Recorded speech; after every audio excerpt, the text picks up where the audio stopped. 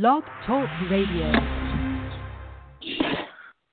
Mi chiamo Afurakanu, Afuraitkaitnut, Ineye, AMANSEM da, Medinde ODWIRAFO, Kwesi, Radnehnkata, Akan, Akwamumai Amaruka Etipi Mu, ODWIRAFO, ODWIRAMAN Mu. Greetings to all Afurakani, Afuraitkaitnit people, meaning Africans, black people. Today is AMANSEM Day, Affairs of the Nation Day. My name is ODWIRAFO, Kwesi, Radnehnkata, Akan. ODWIRAFO of the Akwamu Nation in North America, within ODWIRAMAN, the Purified Nation Afurakani, Afuraitkaitnit people in the Western Hemisphere. Did I say we thank you once again for tuning into the broadcast. We're having an early broadcast tonight. This is AMANSEM, Affairs of the Nation. For those who are new to the broadcast, we have typically 4 broadcasts on a weekly basis. We have Akan for Nanasom, Ancient Authentic Akan, Ancestral Religion on Joda on Monday nights, where we deal specifically with the Akan expression of Nanasom, of Ancestral Religion. First and foremost, because we are Akan. Secondly, because of the misinformation being propagated regarding Akan, Ancestral Religion, culture, cosmology, ritual practice, not only from individuals in the Western Hemisphere, but also from individuals on the continent of Afuraikai, who have been infected with white pseudo-religion and fictional cartoon characters who never existed, like Jesus, Moses, Abraham, Isaac, Ishmael, Solomon, Sheba, Menelik, Muhammad, Buddha, Brahman, all of these fictional cartoon characters, Allah, Yahweh, who never existed of any form or any race whatsoever. Those who have been infected with white culture and fake religion have manifested infection as they propagate culture. So we deal with ancient, authentic Akan ancestral religion, which deals with our ancestral origins, which begin in ancient Kanat, the Kan land, the first land, foremost land, which is a title of ancient Nubia. Our people migrated from ancient Kanat. Some of our people, 2,000 years ago, after the fall of ancient Kemet, so-called Egypt and northern Kanat, northern Nubia, we migrated to the western part of the continent, reestablished ourselves in the west and reestablished the Kanat Empire, the Nubian Empire, the Ghana Empire. About 1,000 years later, hundreds of years later, nearly 1,000 years later, some of our people migrated from those regions, that region, further south towards the savanna and forest belt regions, which is today's Ghana and Ivory Coast. We reestablished our Kana civilization in those regions. Subsequent to that, hundreds of years later, some of our people were forced from those regions into the Western Hemisphere. North America, Central America, South America, the Caribbean, and Europe during the Musuo Kessier, the Great Perversity, the enslavement era. And this is how we ended up in the West. However, because we maintained our ancestral religious practices, those of us who did that waged war against the whites and their offspring under the guidance and empowerment of our Nananum Nsaman, for our spiritually cultivated ancestresses and ancestors, and the Abosom, the deities. And we were thus guided and empowered to wage war effectively against the whites and their offspring, massacre the whites and their offspring, and force the end of enslavement in the Western Hemisphere. So you find that in South America, Suriname, the Akan tradition, ancestral religion is called Winti, from the Akan term Huinti. In Jamaica, the Akan ancestral religion is called Obia, from the Akan term Obai. In North America, in the United States, Akan ancestral religion is called Hoodoo, from the Akan term Undu, meaning medicine from roots, trees, plant life. It also means to become heavy with the spirit through spirit possession and spirit communication. These terms have the same definitions, not only in the Akan language, but also in the Medutu, the hieroglyphs that you find, the expression of the language in ancient Kanit and Kemet. Undu meaning medicine from roots, trees, plant life. It also means to become heavy with the spirit, dealing with spirit possession, spirit communication. The Undu are also the medicine placed and the offerings placed on the shrines of ancient Kemet, which are also called the Undu shrines, given to the deities and ancestral spirits. The land itself, one of the titles of ancient Nubia, is called the Undu land, and the people called the Undu people. So we deal with that in our book, Hoodoo People, but that's what we deal with on Joda Monday nights. On Abinada Tuesday nights, we have Ojira, which means purification. We deal with ancestral religion in general, not just the Akan expression, but wherever Afurakani, Afuraitkaitnut people exist in the world, wherever we have migrated or were forced to migrate in the world, ancestral religion impacts every aspect of our lives. ancestral religion in general is the ritual incorporation of divine law, the ritual restoration of divine balance.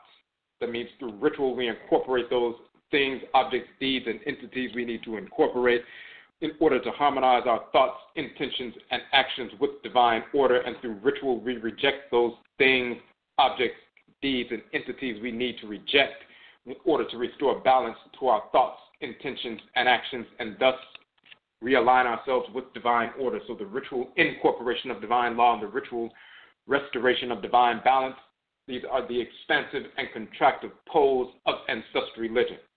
We state that Ojira, purification, operationalizes Nanasom. Purification operationalizes our practice of ritually incorporating law and ritually restoring balance to our lives.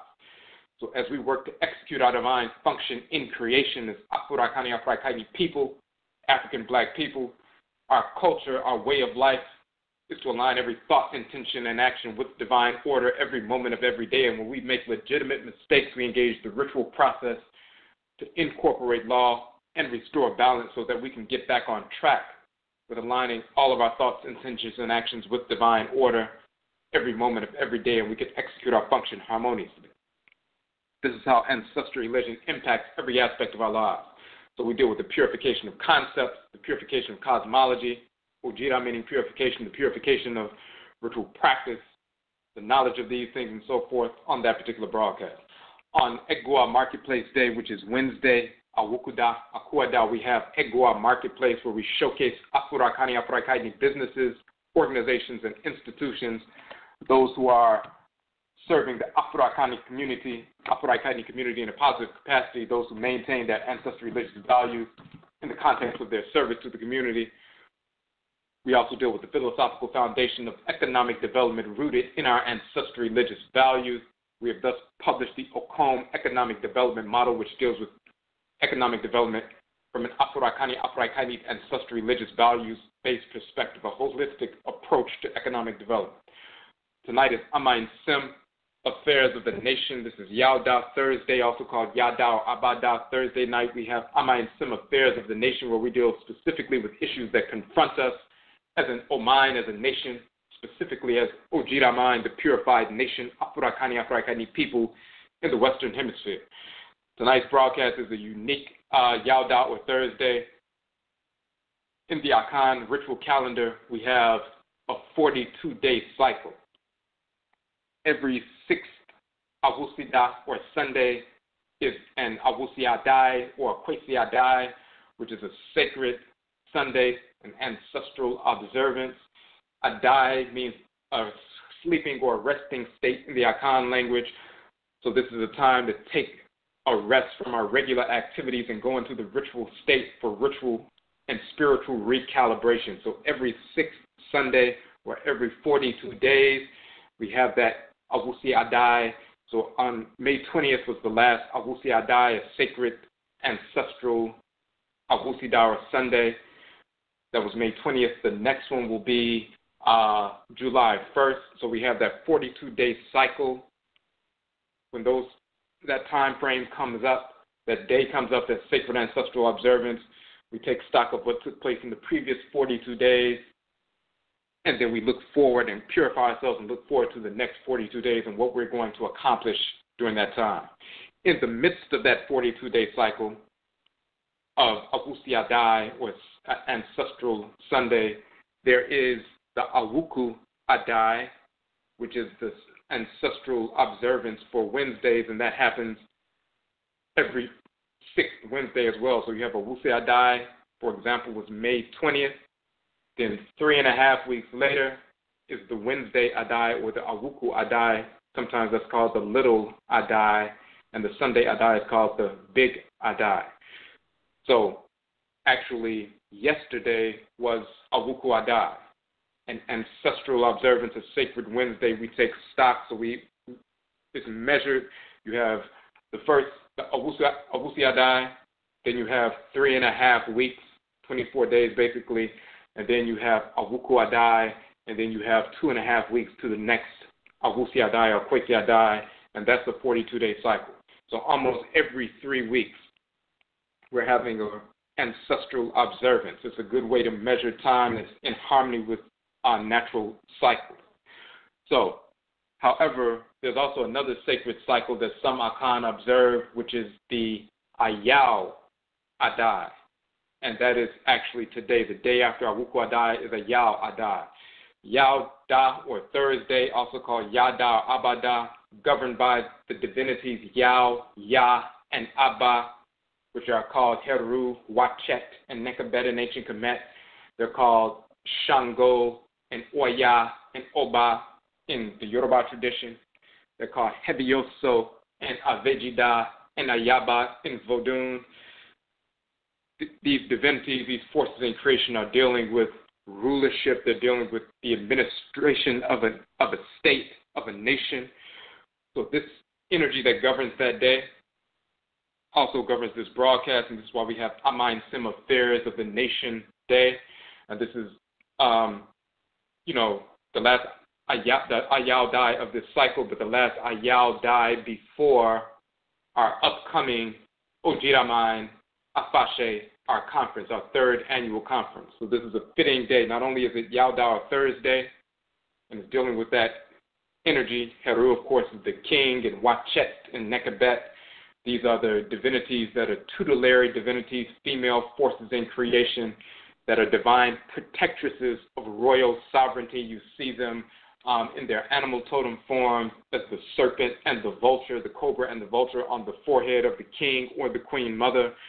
Wachet, or Ya, is governing northern Kemet, defending the divine protectress of royal sovereignty of northern Kemet, and Nekabet, or Abba, is governing southern Kemet and domestic affairs and so forth, while Wachet is dealing with northern Kemet and international affairs and so forth.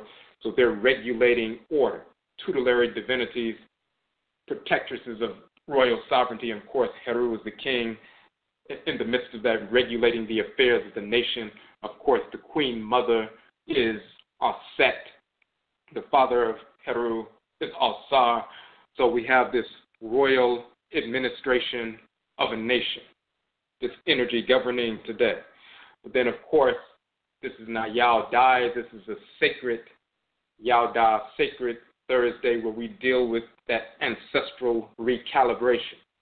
And we're going to recalibrate tonight because we're recalibrating for the upcoming ODWIRAMAN, the Purified Nation ODWIRAMAN, Purified Nation AFAHYE, or gathering or assembly or conference. This is what we have every year around the summer solstice. The summer solstice, the time when the daylight is the longest, June 21st. This year, next to Yau Da, as a matter of fact, next Thursday is the summer solstice. Around this time of the year, the hottest time of the year, the sun is giving out its most powerful energy and so forth. This is the time of the year that the full flowering of everything that we have worked on since the seeding period in September at the fall equinox comes forward and manifests, and we begin to, fully manifest what we have been working on. So we have 3 conferences per year. In October, and of course our year begins in September at the fall equinox, or the autumn equinox. So that is the beginning of our year. Our year began September 22nd. That was the first day of our new year of 13,018. Of course, we do not track time based on a fictional cartoon character who never existed, Jesus, Yeshua, or Muhammad, or these other fictional cartoon characters who never existed from these fake religions. We have natural cycles that are based in reality. So 13,018, we're in the midst of a 26,000-year astronomical cycle, hence the year is beginning with 13,000. This is 13,018, which began on September 22nd. 3 weeks after our New Year's Day, which is the autumn equinox, on September 22nd, 3 weeks later, we have our Hoodoo Nation Festival. Hoodoo is the Akan ancestral religion in North America. So since, of course, we are Akan, ADWUMADI, AMARUKAFO, the Akan Nation in North America, and just Akan people in North America in general, we focus on our ancestral religious practice. And We have a festival dealing with that, have vendors and so forth. We have presentations on the hoodoo tradition and its ancestral foundation in Akan ancestral religion, as well as ancient Kanat, of course. That's in October. Then in March, around the spring equinox, we have Echisign Afurakani, Afuraitkaitnut, or African ancestral religious reversion. We don't just deal with the hoodoo tradition, but we deal with all of the various traditions as manifest in our blood circles here in North America. Hoodoo, which is Akan ancestral religion in North America. Juju, which is Yoruba ancestral religion preserved in the blood circles of our people in North America. Voodoo, which is the Evian phone tradition preserved in the blood circles of our people in North America. Wanga, which is the Ovambo tradition manifest in the Gullah culture preserved in the blood circles of our people in North America. Ngangai, which is the Fang tradition manifest in our blood circles preserved for hundreds of years in North America. Grigri, which is the Bambara tradition born of our blood circles in North America. So the traditions we maintained in our blood circles, those traditions that empowered and guided us on the best means by which to wage war against the whites and their offspring and force the end of enslavement in the Western Hemisphere, that preserved us, preserved our families, guided us towards independence, maroon settlements, establishing independent nations, and fighting against our enemies. These are the traditions that we honor and that we explore. We have people from different traditions, hoodoo, juju, voodoo, wanga, ngangai, grigri, and so forth, different traditions coming together to showcase the ancestral religious practice we preserve. We are not dependent on anyone outside of our blood circles for our ancestral religious practice, inclusive of initiation. We maintain the Akan priesthood and priestesshood in the hoodoo tradition, the hoodoo man and hoodoo woman, the root man, the root woman, root worker, root doctor, and so forth. These are the priests and priestesses in Akan ancestral religion in North America, the hoodoo man and hoodoo woman. The juju man and juju woman, these are the priests and priestesses. This is the priestess class in the Yoruba tradition in North America. The Wanga man and Wanga woman, this is the Ovambo priest and priestess class preserved in our blood circles, and so forth. We have different representatives there. That's around the spring equinox. Then around the summer solstice, we have ODWIRAMAN AFAHYE, the purified ODWIRAMAN nation mind, also means the land of the setting sun, the west. So ODWIRAMAN is the purified nation in the Western Hemisphere. Afurakani, Afuraitkaitnut people who are descendants of those who were forced into the Western Hemisphere, yet we waged war against our enemies, the whites and their offspring, and freed ourselves from enslavement. So this is the conference for our people who understand what an Oman, a nation, actually is from a pure perspective. An Oman, or a nation, is a living, breathing entity governed by specific forces in creation. No different than an organ is an entity. The cells are children of that organal structure. That organ itself has a form and a function according to the design from the Supreme Being that it executes within the body. It is governed by specific forces in creation. When the cells interface with one another harmoniously within that organal structure, they're serving themselves, but they're also serving the organ, their parent organ at the same time, and at the same time they're serving you, the whole body, at the same time. We are cells within an organal structure, and our mind is an organal structure. When we were forced into the Western Hemisphere, we waged war against the whites and their offspring. At some point, we were directed by our ancestresses and ancestors to coalesce in a specific region of the Western Hemisphere on this region of the Earth Mother's body. So we coalesce in a specific region. We're drawn to a certain region of the Earth Mother's body. We blend ancestral blood circles in that specific region of the Earth Mother's body here in the West, so we can bring ancestresses and ancestors back through these blended ancestral blood circles. We learn to interface with the Earth Mother divinities, Asase Afua and Asase Ya, the fertile Earth Mother divinity and the barren Earth Mother divinity, how to interface with them as they manifest in this region of their body in the West, which is different from on the continent. We interface with the plant life, animal life, mineral life in this region of the Earth Mother's body, some of which is different than what exists on the continent of Afuraitkaitnut, not only dealing with the plant life, animal life, and mineral life for food as well as medicine, but also the spirit totems of plant life, animal life, and mineral life. We also learn how to interface with the unique expression of the Abosom, the deities, the Orisha, the Vodou, the Ntorotu, the divinities as they manifest in this region of the Earth Mother's body.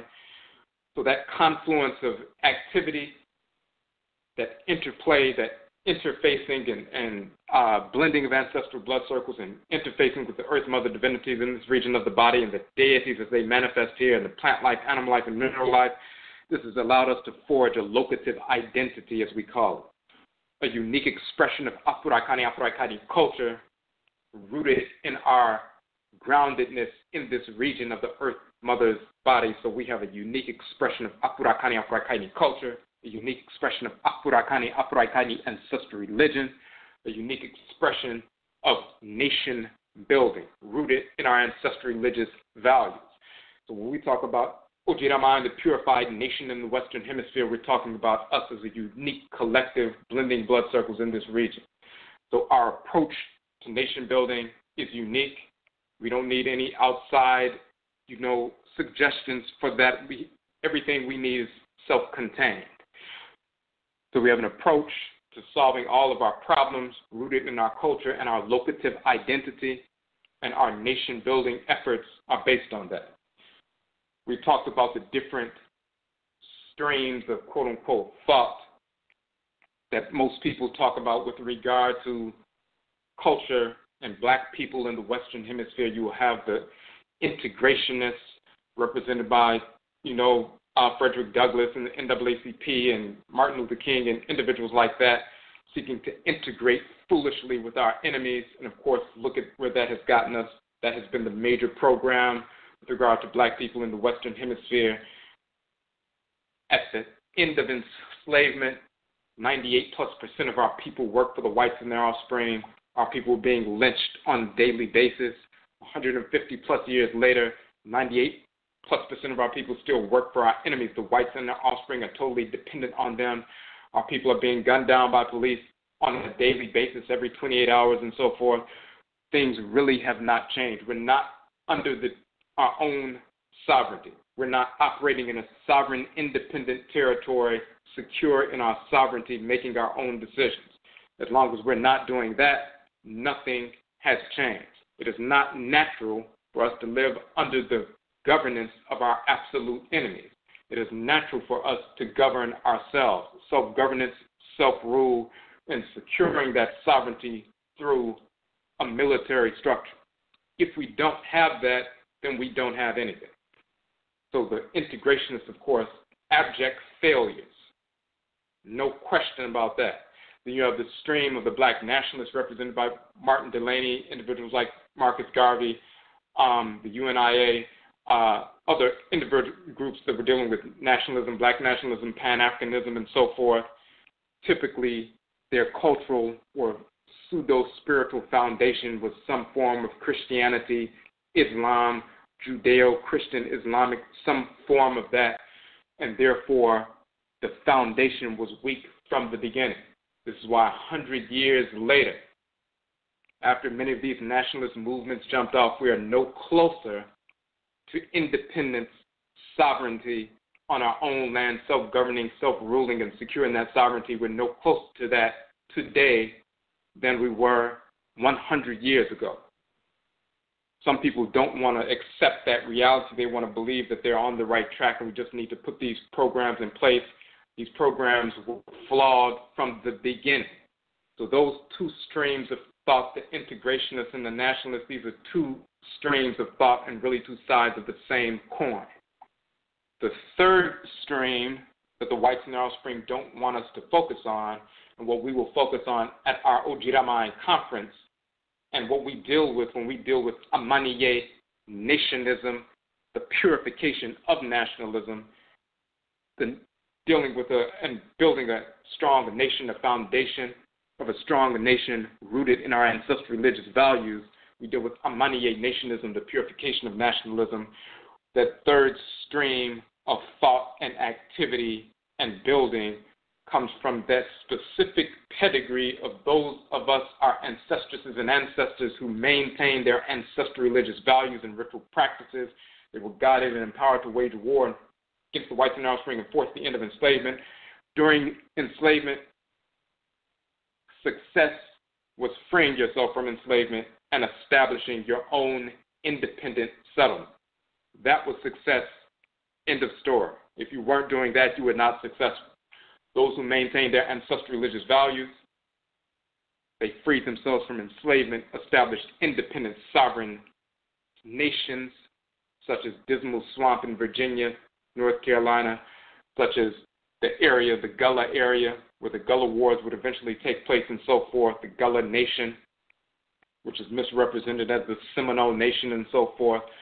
Our people established independent settlements, raised children, grandchildren, great-grandchildren who lived for decades, generations, never being enslaved.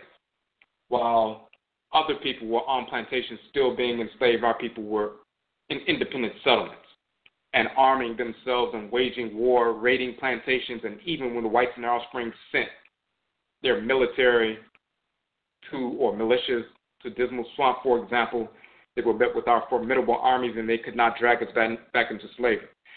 The United States government sent the United States Army into the Gullah regions, and the Gullah Wars took place. They would call them the Seminole Wars, misnomer, the Seminole Wars. For 60-plus years, they were fighting against the Gullah people. They never drugged the people back into enslavement, bankrupted the United States Treasury, and so forth. So, if you're enslaved, success is freedom from enslavement. The only people who achieve that effectively and definitively are the people who maintain their ancestral religious practices, not people who embrace Christianity or Islam or that other nonsense, Judaism, Hebrewism, or white culture, and sought some other approach. So our people who were successful were from that pedigree. They were successful in doing that. And then they continued to wage war, and through the Gullah Wars, forced, as well as the Hoodoo Wars with Okufo Yao Nat Turner, Okufo Kwabena, Denmark Vesey, Nana Abena Araminta, Harriet Tubman, through them, the Hoodoo Wars as well as the Gullah Wars, forced the Civil War to come into being, forced the end of enslavement through warfare. So that's what our people did, and freed themselves first and then forced the end of enslavement. Then the next phase after enslavement, while you had some integrationists and nationalists trying to approach some form of liberation, failing at that after enslavement, you had the pedigree of the people who established independent nations. They moved forward and began to establish, after enslavement, independent black towns. Over 200 plus independent black towns all over different parts of the United States. And those who established those towns and maintained them for generations, those were the people, the pedigree from which we are born of. Now we're in this day and time, and we're following that same pedigree. We're following that same example of the people who were actually successful. During enslavement, success is freedom from enslavement and establishing an independent settlement. Our people did that. After slavery is over, after the Civil War, success within the United States, within the borders of the United States, is independence in your own polity, where you're governing your own affairs. Our people established independent black towns. Now we're descended from those people, and we're going to finish that process, restarting that black independent town movement, reincorporating that, as well as establishing settlements in Afuraitkaitnut, which some of our people are already engaged in that process. That is the pedigree from which we descend. That is the set of examples that we emulate and we build upon. The integrationists and the nationalists who have not been successful in their programs for the past 100+ years, they will continue, some of them, along those same paths that will lead to nothing. We are on a different track. So when we're talking about ODWIRAMAN, the Purified Nation, and the conference, we're dealing with nation building, the 7 principal values of nation building, having presenters dealing with these different principal values of nation building. We're going to have our EGUA marketplace vendors in the spot and so forth. So this is what we deal with. We're dealing with solutions based on the pedigree from which we descend. based on the pure examples, the actual successful examples, not abstract beliefs, but actual successful examples of independence born of our blood circles, not dependent upon anyone outside of our blood circle. So when you go to our page, we've updated some of the information. ODWIRAMAN AFAHYE, this is our third annual conference. It is June 24th, which is an Awusida, which is a Sunday, a week from this Sunday, June 24th, from 11:30 a.m. to 5 p.m. here in Washington, D.C. Our conference is free. Registration is required. Registration is free. You will see on our webpage the link to our separate social media network, our ODWIRAMAN network, which we started as an alternative to Facebook and other social media networks. But the ODWIRAMAN network, the Purified Nation network, that link is where you can register for the conference. It is free, but registration is required, so we need anyone who is definitely coming to the conference.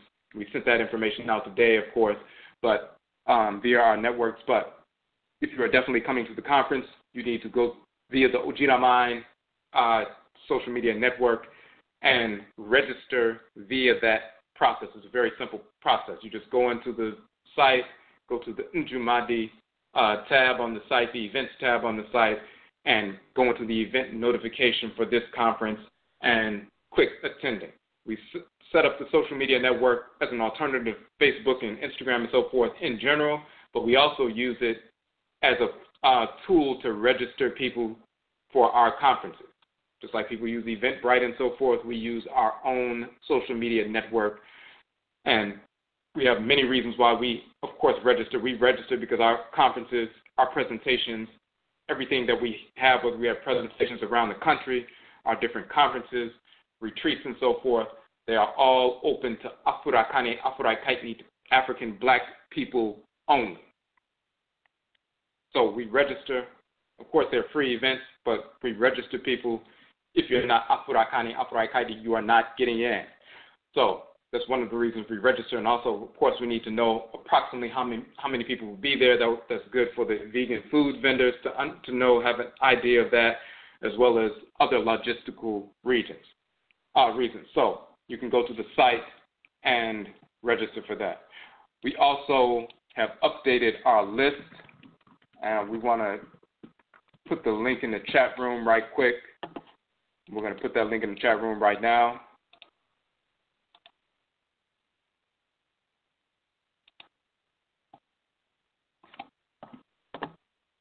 Okay. So the link to the chat room, the link to the webpage on our site is in the chat room, ojidafo.com/ojidamine_afahye.html.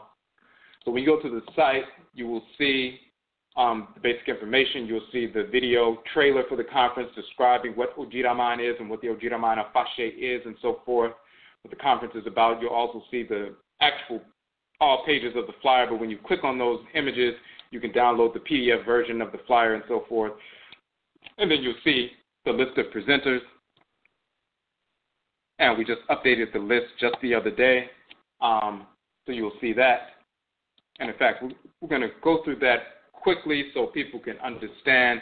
But this being the third annual ODWIRAMAN AFAHYE, this is also our third conference of the year. So that number 3 is very significant because it has to do with completion of a cycle.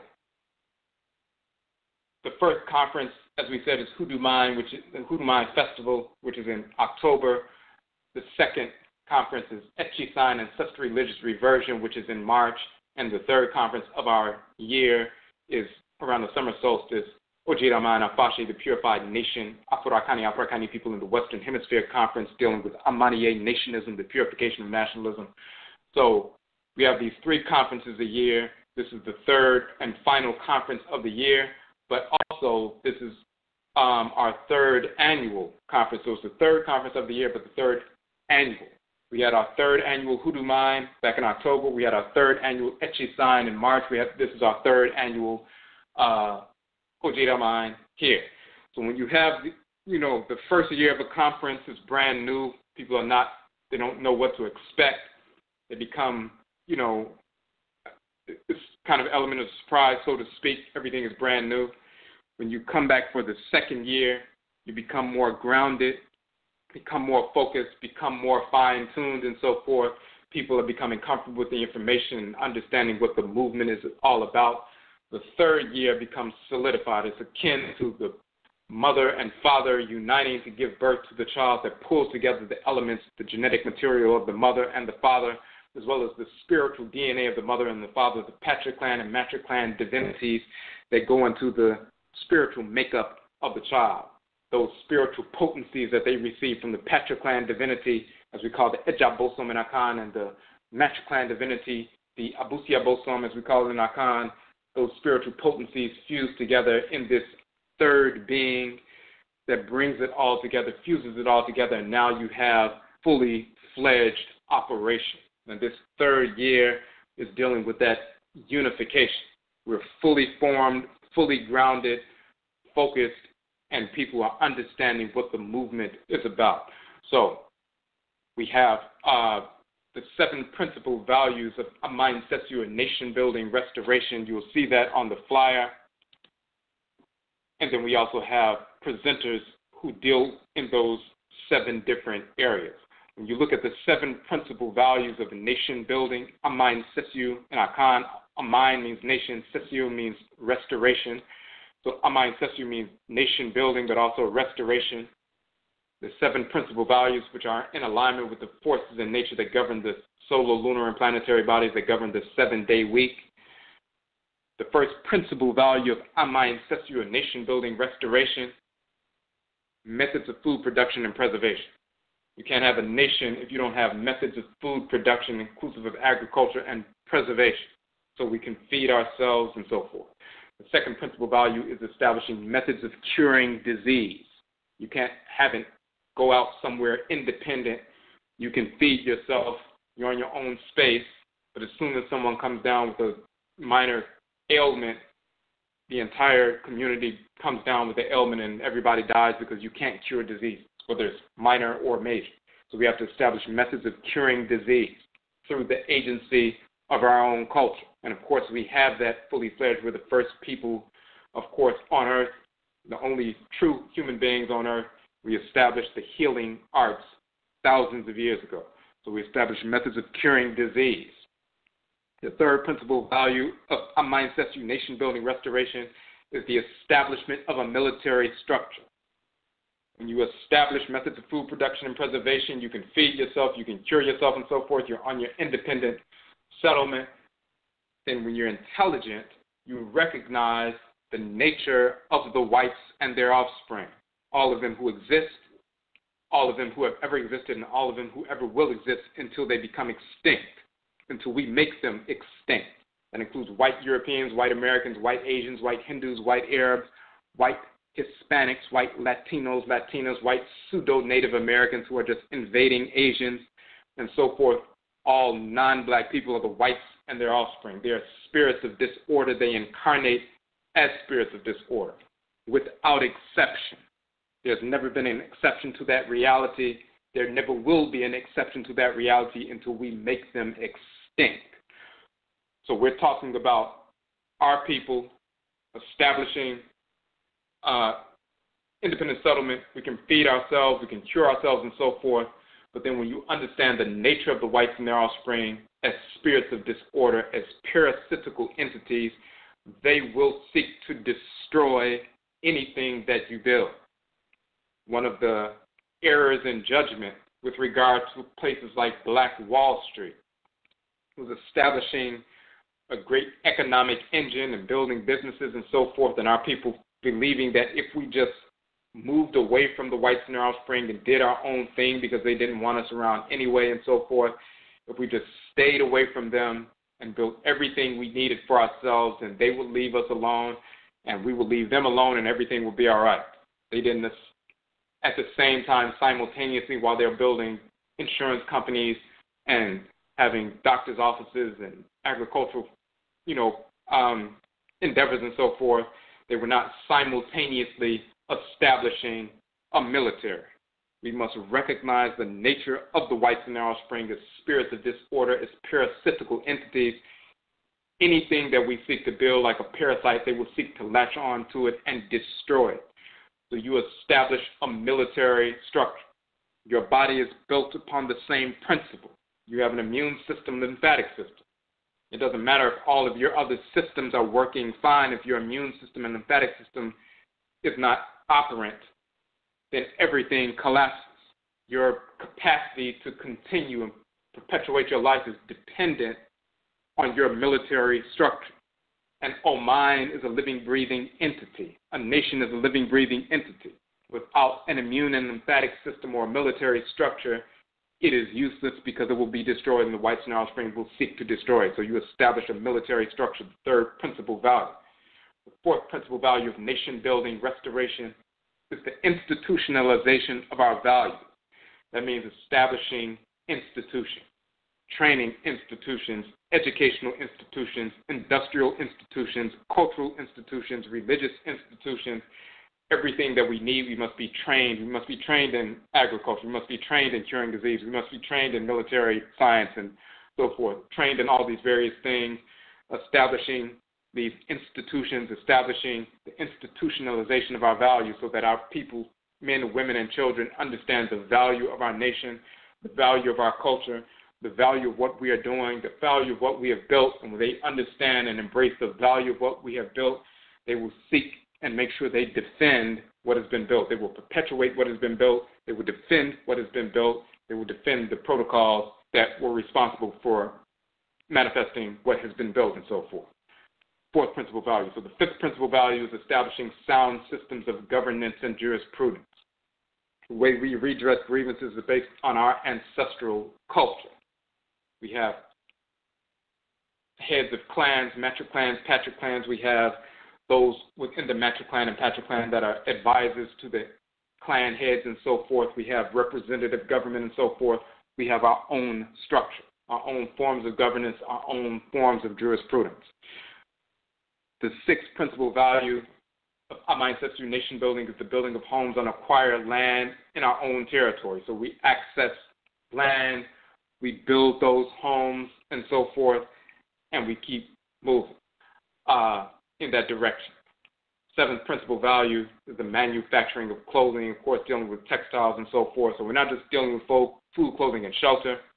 We're dealing with methods of food production and preservation, methods of curing disease, establishing a military structure, institutionalizing our values through establishing training, educational, industrial, cultural, and religious institutions, establishing sound systems of governance and jurisprudence, building of homes on acquired land in our own territory, the manufacturing of clothing. These are the seven principal values of Amansesu nation building restoration within ODWIRAMAN, the Purified Nation, Afurakani, Afurakani people in the Western Hemisphere. This is what we build upon. This is what we operate our Oman, our nation upon, and so forth. And when we have our presenters at the conference, we have nation builders, nation building individuals who are already in the process of working in one or more of these seven areas of nation building activity. Myself, I'll be dealing with the institutionalization of values, and so I will be presenting on ODWIRAMAN Anato and going into detail about the pedigree of revolutionary nationism, the difference between nationism and nationalism, but the pedigree that we spoke briefly about earlier, that pedigree of revolutionary nationism. When we talk about revolution and resolution, those are the two halves or the expansive and contractive poles of wisdom, of intelligence, revolution and resolution. These are divine functions in creation, and that is the foundation of our nationism. So we're going to be dealing with that, laying that philosophical foundation for why we do what we do and how we do what we do and how to organize all of our activities around those sound principles. And then, of course, we will be dealing with our various institutions. We have our Akungwa Suyadan institution of learning, healing, training, employment, and entrepreneurship. We'll be talking about that as well as a number of different things. Dr. Iya Adjoa has just published her book, Acclaim, and her presentation will be dealing with acclaim and the value of Afurakani, Afuraitkaitnut, African educational support systems, and nationism. Dr. Iya Adjoa has been an educator for decades. She just released her book just about 1 month ago. At our first ODWIRAMAN conference, Dr. Iya Adjoa presented on acclaim dealing with educational support systems. This was previous to the book coming out. The book has just come out, and she's going to be dealing with that in a more detailed fashion, including the modifications and additions she added to the work and so forth. So we want you to get that book. Of course, Acclaim, she will have that book there as well. Of course, she'll have her, she'll be selling her book as well, but she'll be dealing with those educational support systems and nationism. This is dealing with the institutionalization of values, once again, one of those 7 principal values of nation building. We also have Wakili Oyinola.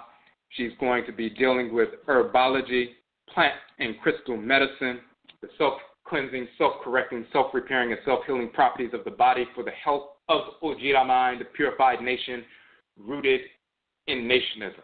The second principal value of nation-building restoration is establishing methods of curing disease, and that includes dealing with plant-based medicine and mineral-based medicine, self-cleansing, self-correcting, self-repairing, self-healing properties of the body, and so forth. We can't be a sick, ailing, weak group of people talking about we're nation-building. We're not the whites and their offspring. We're not controlled by lust and vice and so forth, and smoking and drinking and polluting ourselves and so forth. We establish our nation on a firm foundation. That foundational principle, of course, is purifying your own body. ODWIRAMAN is a purified nation, but that is made up of ODWIRAMANFO, which are the purified people. So you purify yourself internally and externally, and then you connect with other individuals who have purified themselves internally and externally, and together you build ODWIRAMAN, the purified nation in the Western Hemisphere. So Sister Wakili Oyinola will be dealing with that, and she's actually going to be publishing a book on that plant-based medicine and mineral-based medicine and so forth from our ancestrally inherited ritual practices born of our blood circles here in North America and so forth, but dealing with that from the context of institutionalizing that practice. She has a plant and crystal-based medicine study group institution. She also has the Detox and Mineralized Club, a renewable energy program. So this is part of the institutional work that she has been doing for a number of years. And she'll be dealing with that institutional work at the conference. So we will also have our EGUA marketplace vendors, a number of individuals who will be showcasing their businesses, organizations, and institutions. With regard to the vending, we do have a couple of vending spaces open. So if you would like to vend at our event, which is June 24th, all-day event, it's there's free attendance and so forth. We don't charge people to come to our events. We offer 1 6-foot table and 2 chairs. So you don't have to bring your own table and so forth. We have that. The vending fee is $30. So if you would like to vend, you can download the vendor registration form on our website. It's right there on the ODWIRAMAN AFAHYE page on the website. You can download the vendor registration form, fill it out ASAP. These last few tables are first come, first serve. Whoever gets them, first, that's what it is. You can make the payment right there on the page. We also will be giving out, as we always do at every conference and every presentation, a free copy of our book.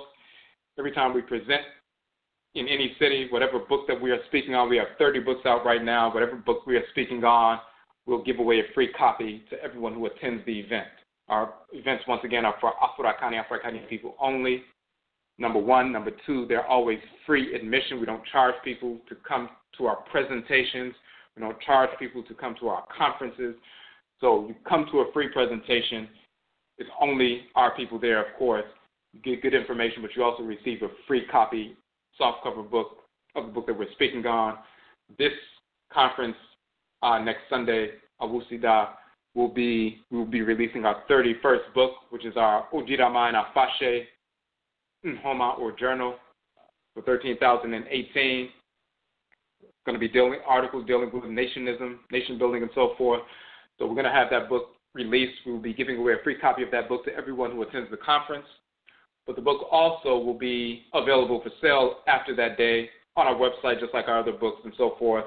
The ebook version will be a free download. The softcover versions we sell, but of course on the day of the conference it will be free for anybody who attends. But after that, it'll be on the website, just like our other 30 books. You can purchase them. Our books range from $8 to $11, so you can purchase those. But it will be on site. But then the ebook version will be a free download, just like our other 30 books. So you can download all 30 of our books. This will be the 31st book at any time. Free downloads. The softcover versions we sell. We have ad space in the back of our book for those who would like to showcase their business, organization, or institution in our book. We do that for our conferences. So for the books we release on ODWIRAMAN Conference, as well as the Hoodoo Mind Festival and the Etchi Sign Conference, we always have space in the back of the book for people who like to place their business, organization, or institution ad. It's an 8.5 by 11 size book, full color. 1/4 page is $25. A half page is $35. A full page is $50. So whether you have a business, organization, or institution, or a study group, and so forth, you can, or if you would just like to support the work we're doing, you can take out an ad. We still have time for that, but we need those ads immediately. This week, last week we had the deadline, but we're going to extend it to this week. We need those JPEG files. You can simply email them to us. You can make the payment on our page, and we can place your business, organization, or institution ad in our book. Our website over the past 2 years has averaged 3 million hits. We've had, over the past 12 months, 55,000 downloads of our free books over the past 12 months. On average, about 4,500 downloads of our free books every month. So you spend $25 to showcase your business ad in our ODWIRAMAN book. That book is going to be a free ebook download permanently on our website. So anybody who downloads that book, they're going to see your ad from now on, from perpetually. So one $25 ad, it will pay for itself immediately. In fact, it will pay for itself on the first day, because when we give away the free softcover book, everybody at the conference will see the different ads in the back of the book and so forth. You'll get some sales or some business from those people. And once we place it that same day on the website for free, anybody who downloads the book will see your ad from this point forward. And, of course, anybody who purchases a softcover book will see your ad from this point forward. So a $25 investment or a $35 investment or a $50 investment for an ad for advertising will pay for itself rather quickly. We do need the JPEG files, as we said, immediately. You can just simply send them to our email address. All of that information is on the page. So just go to the ODWIRAMAN AFAHYE page, and we can get that going. So those are the two things. There are vending opportunities, a few tables left, first come, first serve, and then the ads for your business, organization, or institution. So you can check those out on the page. Now, if anybody has any questions or comments on the phone line, you can hit the number 1 so that we can see that your hand is raised. If anybody has any questions, of course, in the chat room, you must log in as a user in order to interact in the chat room. But this is just one of our ODWIRAMAN or AMANSEM broadcasts on Yauda Thursday night. It's typically a 1-hour broadcast. We normally go from 9 to 10, but we had to go from 8 to 9 today, so we wanted to cover this information to let people know what's going on, update people on what's happening with regard to the conference. So, you can be prepared and so forth.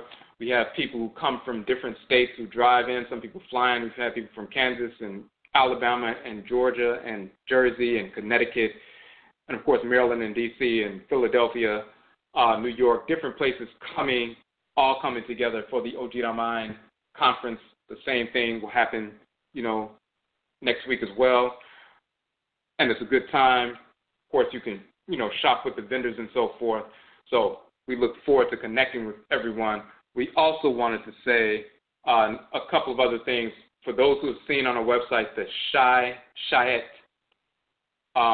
Culture of Obia and Hoodoo Retreat. We have that coming up in Jamaica in November 30th through December 3rd. So we only have registering 25 spaces for that. So we have a few spaces left. If you would like to register for that, you can look. We have a new option on the page. We have the deposit option. So you make a deposit, but then you can make installment payments June, July, August, September, October, November over the next 6 months. You can make those installment payments until you pay off the fee for the event. All the details are on the page. We have a new option for a $50 deposit. So you can make a $50 deposit today, and then monthly for the next 5 months and so forth, you can make installment payments to cover the fee. So all of that information is on the page. We only initially plan to register 25 people. That is still the plan. We have people who've taken spaces, so we have some spaces left. Once again, those are first come, first serve. Some people have asked, hey, can you hold a space for me? That's unfair to other people. If people have their $50 deposit and they want to reserve their space with that $50, we have to take those people. We can't make those people wait, because we have had situations where people said, hey, can you save a space for me? We save a space, and then at the end of the day, they're not able to come anyway. So we denied other people from being able to come because we're saving spaces for people. So we're not going to do that any longer.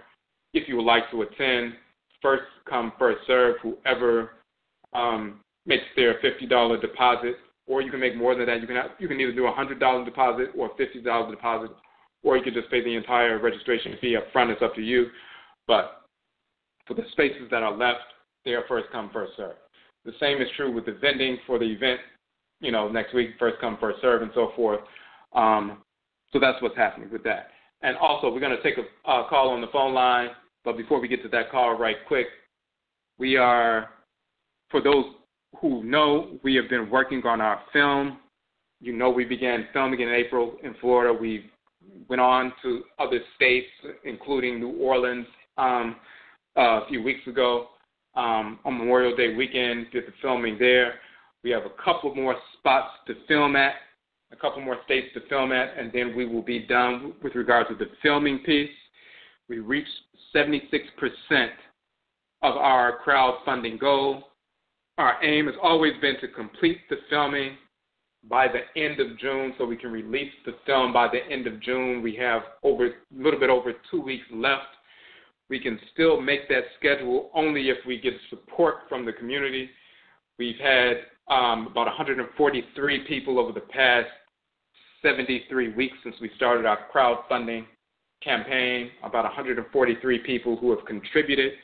That's on average about 2 people per week over the past 73 weeks. That's what has gotten us to our 76% of the crowdfunding goal. But we do need assistance because that's lagging behind. We're still trying to make do with what we have, but we do need that final 24% of the crowdfunding effort, shored up so we can complete the film and get the film out to the community. We've been working on this for over a year and a half and so forth.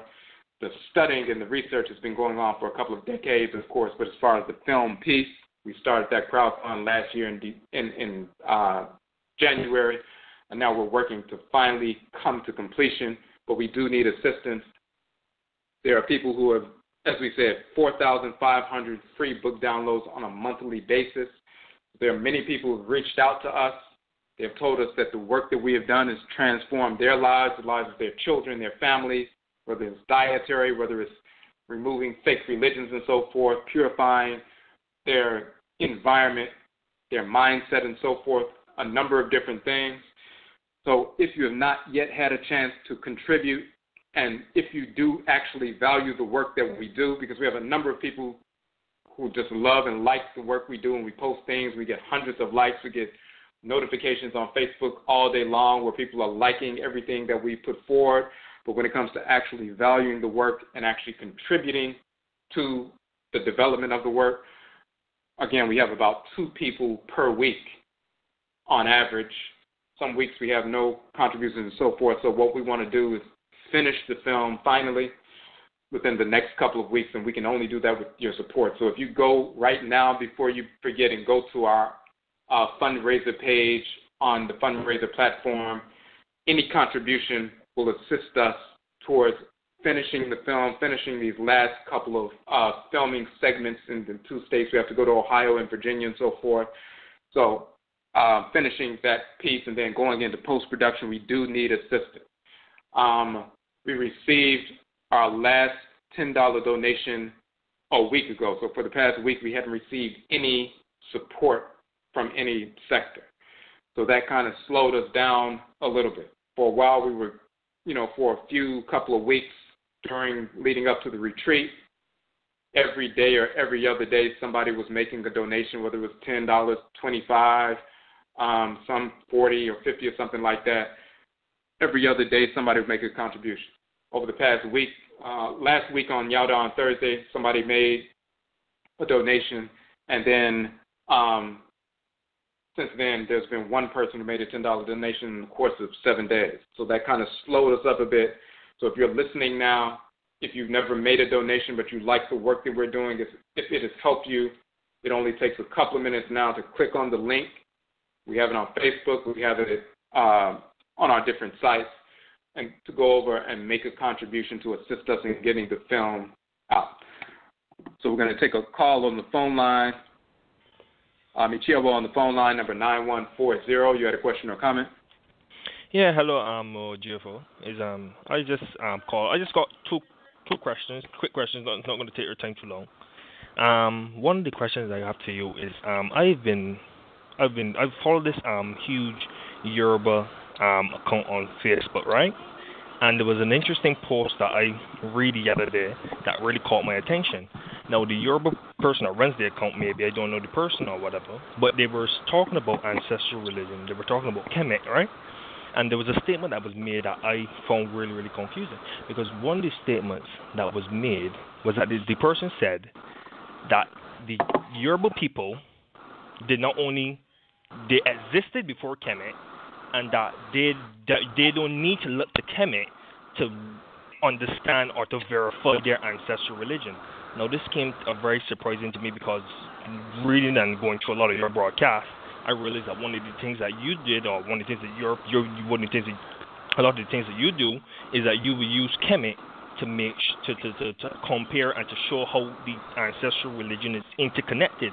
So I was kind of like blown away by what the person was saying. The person was like, Kemet has no bearing on Yoruba traditions. The Yoruba didn't come from Kemet.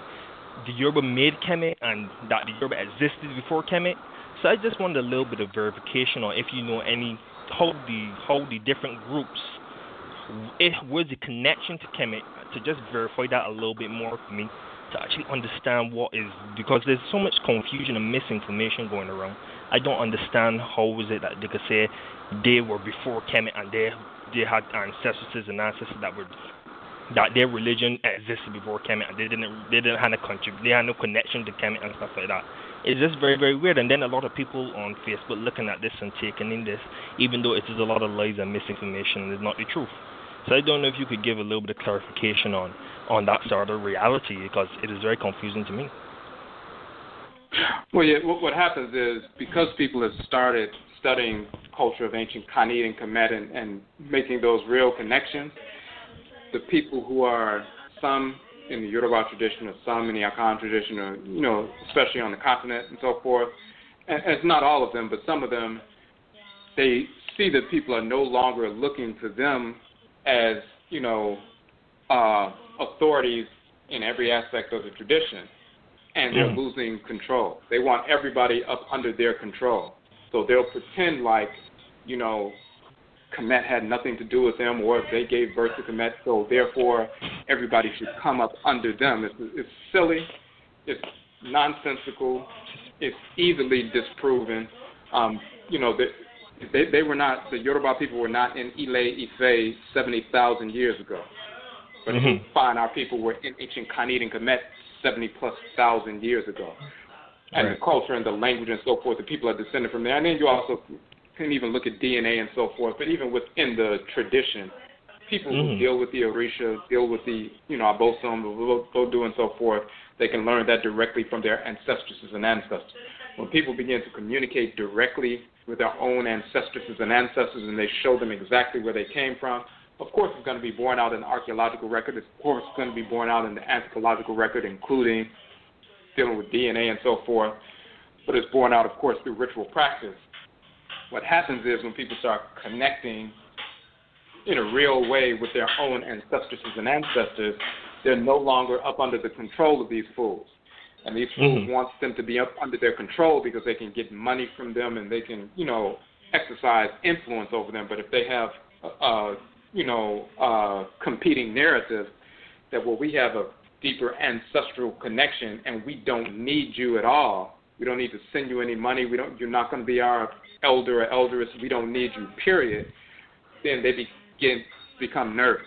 So they start throwing out foolish, statements. And you'll find that all over the place. And people who are self-hating here in the Western Hemisphere would, embrace that as well, because many of them are training under these individuals and they still, have that messianic syndrome. They're looking for a Messiah, and the West African person in Nigeria or Togo or Benin or Ghana or, South Afuraitkaitnut and so forth has become their Messiah. So when someone else comes along and says, oh, we don't need these messiahs, we have our own ancestral connection, and we know exactly where our people come from, and we've originated in ancient Kanat, moved up in Kemet, our people migrated through West, Central, South Afuraitkaitnut, and some of our people ended up here, but we're not dependent on them any longer. We can reestablish our own practices. Then even the people over here who have been brainwashed and following that messianic, nationalist, foolish approach, they are embarrassed because they've been wasting years, decades, teaching and, influencing people in a negative fashion. So they'll rather defend the foolishness to preserve their own ego than embrace reality. But those people are fading away because more and more people are embracing reality and rejecting these fools, whether they're here in the Western Hemisphere, calling themselves priests and priestesses and elders and eldresses and so forth, in a fake tradition or a corrupt tradition, or fools on the continent who are part of a corrupt tradition who are still trying to perpetuate a corrupt tradition and a pseudo-history. So they're just being exposed and they're being removed. And we're going to continue to expose them and remove them. And there's nothing they can do about that. And my second question, quickly, was that I was watching a voodoo documentary. I really just to look at it to see what was going on, because I just want to look. And it was something that really caught my eye, and I don't know if I hear you touch upon it a lot of times already, is that when they were mentioning Lisa and Mawu, one of the things that caught my eye is that the person that presented the documentary said Lisa and Mawu is both man and woman. And I said to myself, hold on a minute, that is not right. Something isn't right there. And the person that presented the documentary said, that's what the people tell them. Lisa and Mawu is both man and woman. There is one God, one supreme God, but both man and woman. So I said, that is something that's not right. And clearly I know it's not right. So I was telling myself, this is the corruption that is going through the tradition, where that we now starting to, even when we communicate with the divinities, communicate with the Supreme Being, and they present themselves to us, truth, Lisa and Mawu will show they're both separate man and woman, the divinities, the Supreme Being, which is Amen and Amenet. Then we would turn around and say that we would tell the people, or say to ourselves, even because of how the indoctrination of Islam and Christianity and all these foolish religions, is that we would go and say, well, Lisa and Mawu, the Supreme Being, one Supreme Being, it's both man and woman, when that is not the case.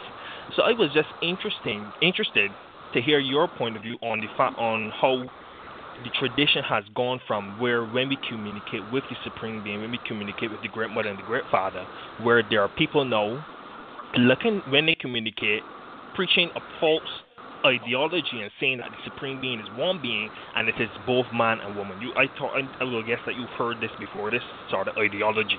And I just found it really, really interesting, because I knew from my own experience and my own understanding that the Supreme Being is the Great Mother and the Great Father, and Lisa and Mawu is Amen and Amenet, Iame, you understand? The Great Mother and the Great Father. So I was saying to myself, why is it that the tradition has gone and got so corrupted that it's gotten to the point where we are saying and indoctrinating ourselves and thinking that there's just one supreme being, one supreme God, and it's both man and woman. There's not two separate beings, the Great Mother and the Great Father. And I just found that really, really interesting. It was a great documentary I was watching as well.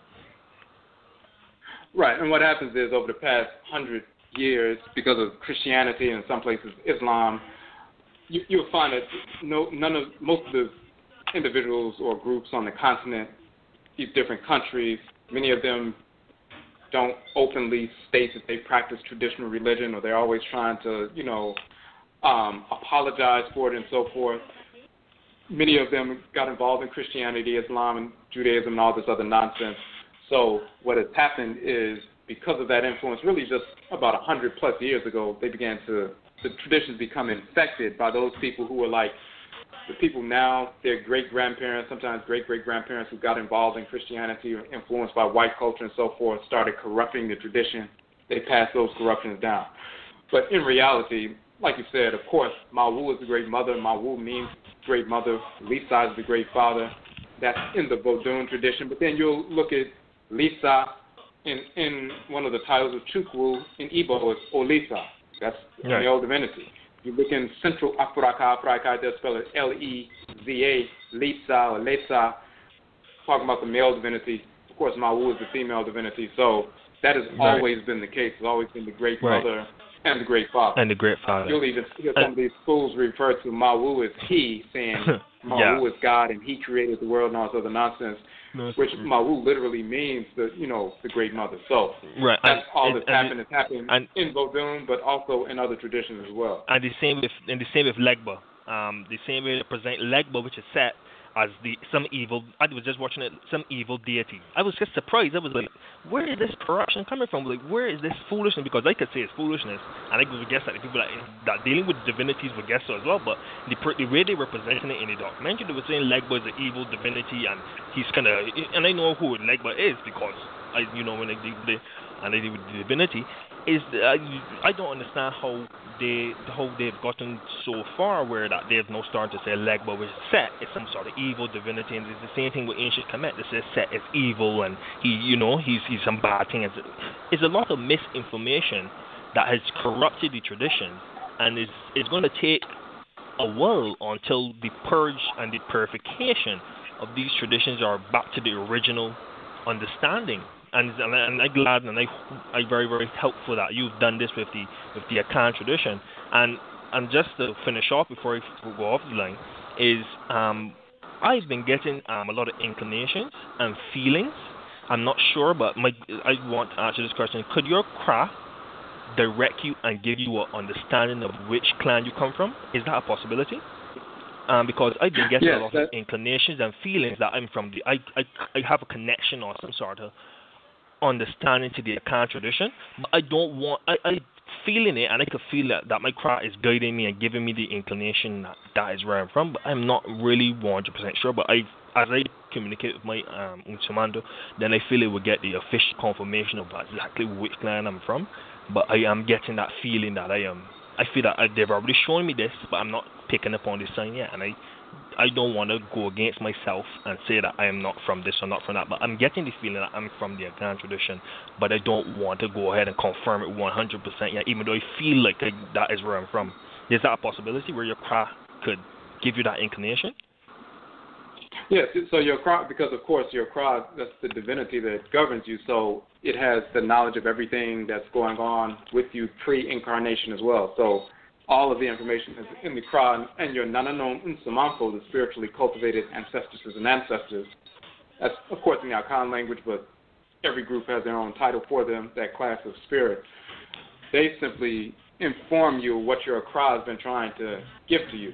So, yes, your Kra will direct you as to, who you actually are. Your Kra was with you when you were in your previous incarnation, when you were living as part of the group.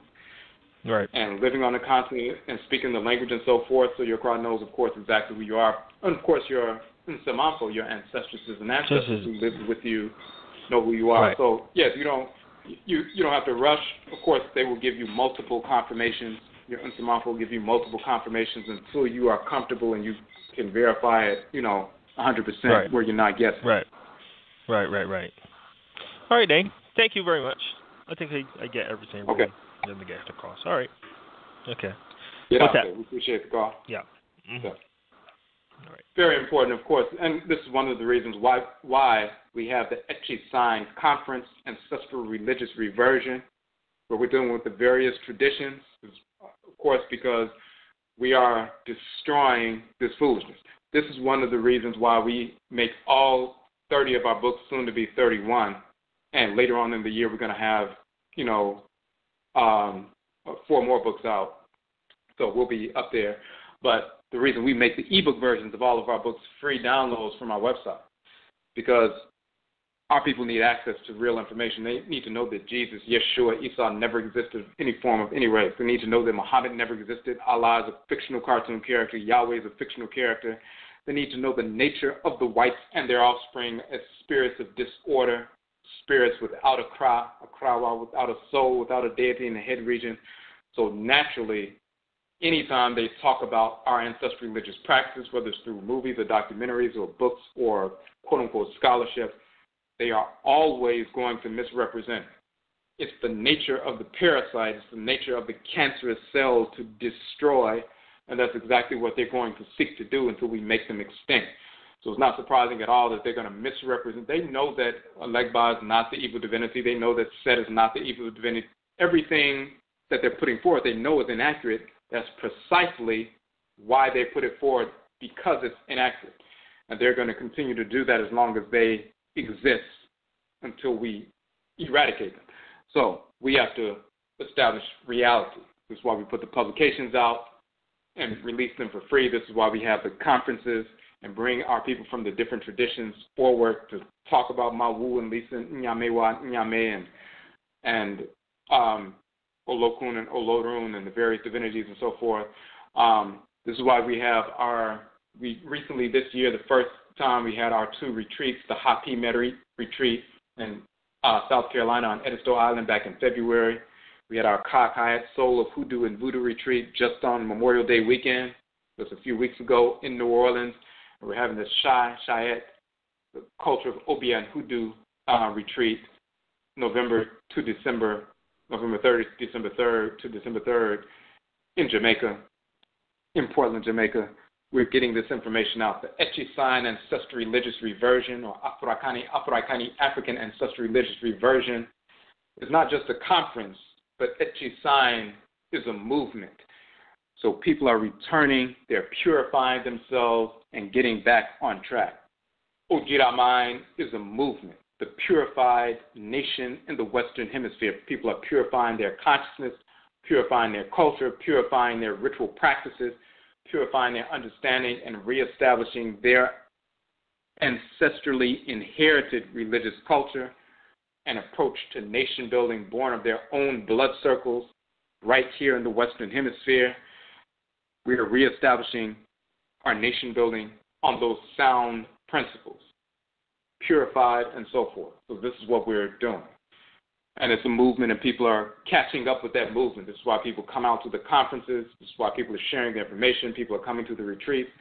And the way that we're going to get the information out on a much larger scale, the work that we've been doing over the past 3 years with regard to the first, second, and third annual conferences and the retreats and the 30 books, soon to be 31 books and so forth that thousands of people are downloading, the way we're going to really move it forward in an exponential fashion to get it out to our people much faster and on a much wider scale is through the film, because, of course, when people see film, it's one thing for people to study books, access books and so forth, but people who are not accustomed to studying in-depth information, if they can get the information in the form of a film, anybody can access that. Anybody can digest a film, and they look forward to that. And then once they get that information and it's in them, then they will seek to learn more, and then they will go out and study. So this is why the film is so important, and this is why we're trying to get the film done, and we aim to get the film complete, as we said earlier, by the end of this month. So once again, if you're on the phone line, or if you're listening online, not on the phone, but you're just listening on the internet and so forth, we're going to end the broadcast now, but please take the time now before you forget. Make a contribution to our film project, FUND razr.com, fundraiser.com/AMARUKAFO_ADEBISA. Like we said earlier, we had like one $10 donation over the past 7 days, and that slowed us up a little bit because we're trying to get, to these other states to finish the filming so we can move into post-production and get this film complete so we can get this work out to our people. So any contribution is acceptable, welcome, and so forth. And Yedase to people who have already donated. Yedase to the people we had on a previous broadcast, right in the middle of the broadcast, someone made a donation. We really appreciate that because very often people forget, and then a week goes by and they say, "Oh, I forgot all about it," because people have things going on in their lives. They're not just focused on what we're doing, of course, and that makes perfect sense. So while you're still thinking about it, please go out and support that now, and we appreciate that. And once again, Yedase, we thank you for tuning into the broadcast. We look forward to connecting with everyone at the conference at ODWIRAMAN on June 24th. And Yebeshiabio, we will meet again. Good job.